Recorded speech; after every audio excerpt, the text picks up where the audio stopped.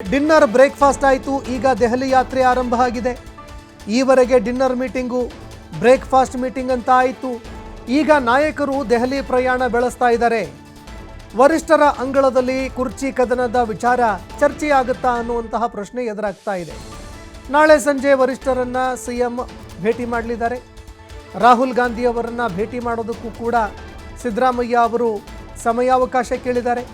ನಾಳೆ ಸಂಜೆ ರಾಹುಲ್ ಗಾಂಧಿ ಅವರ ಜೊತೆಯಲ್ಲಿ ಮುಖ್ಯಮಂತ್ರಿ ಸಿದ್ದರಾಮಯ್ಯನವರು ಚರ್ಚೆ ಮಾಡಲಿದ್ದಾರೆ.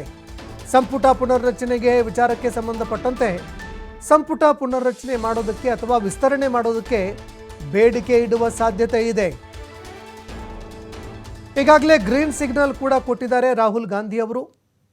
ಈ ಹಿಂದೆ ಸಂಪುಟ ಪುನರ್ರಚನೆ ಮಾಡೋದಕ್ಕೆ ರಾಹುಲ್ ಗಾಂಧಿ ಅವರು ಗ್ರೀನ್ ಸಿಗ್ನಲ್ ಕೊಟ್ಟಿದ್ರು, ಆಯಿತು ಮಾಡಿ ಅಂತ ಹೇಳಿದ್ರು. ಆದರೆ ಎದುರಿಗೆ ಅಧಿವೇಶನ ಬರ್ತಾ ಇರೋದಕ್ಕೆ ಅಧಿವೇಶನ ಮುಗಿದ ಬಳಿಕ ಮಾಡಿ, ಆವರೆಗೂ ಪುನರ್ರಚನೆ ಮಾಡುವಂಥದ್ದು ಬೇಡ ಅಂತ ಮಲ್ಲಿಕಾರ್ಜುನ್ ಖರ್ಗೆ ಅವರು ರಾಹುಲ್ ಗಾಂಧಿ ಅವರು ತಡೆ ಕೊಟ್ಟಿದ್ರು. ಈಗ ಮತ್ತೊಮ್ಮೆ ಪುನರ್ರಚನೆಯ ಬೇಡಿಕೆ ಮಾಡಲಿದ್ದಾರೆ ಸಿಎಂ ಅವರು.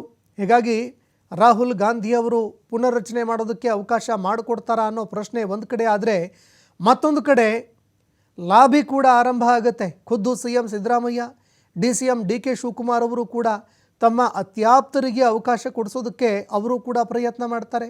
ಇದರ ಜೊತೆಗೆ ಯಾರ್ಯಾರಿಗೆ ಅವಕಾಶ ಸಿಕ್ಕಿಲ್ಲ ಅವರು ಕೂಡ ಅವಕಾಶ ಕೇಳುವಂತಹ ಸಾಧ್ಯತೆ ಇದೆ.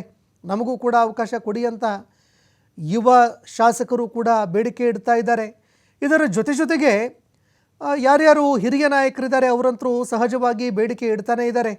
ನಮ್ಮ ಹಿರಿತನವನ್ನು ಗೌರವಿಸಬೇಕು, ನಮ್ಮ ಹಿರಿತನವನ್ನು ಪರಿಗಣನೆಗೆ ತೆಗೆದುಕೊಂಡು ಸಚಿವ ಸ್ಥಾನ ಕೊಡಬೇಕು ಅಂತ ಬೇಡಿಕೆ ಇಡ್ತಾ ಇದ್ದಾರೆ.